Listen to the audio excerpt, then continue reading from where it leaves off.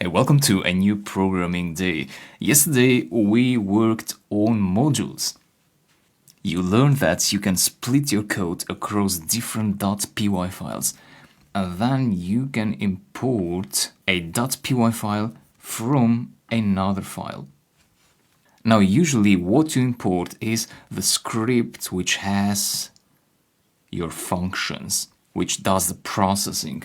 And then the main script usually is the one that produces the interface, so the command line actions. And later on you'll see that we will build graphical user interfaces with text boxes and buttons, widgets. So in that case, you will also split your code across different files and you will keep the code which produces the graphical user interface in your main.py file. So you saw that you can import a file using that statement, or you can import features of that file using this statement from the file name without the .py extension import, and then you write the functions or variables, whatever you need to import from that file.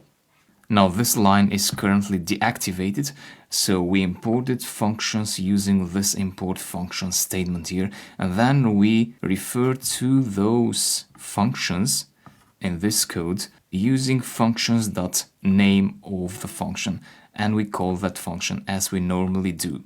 Of course, we always refer to the name of the module. Now today you're gonna learn something new about modules. Basically, you learn how to import modules written by the Python developer team. So more about that in the next videos. I'll see you there.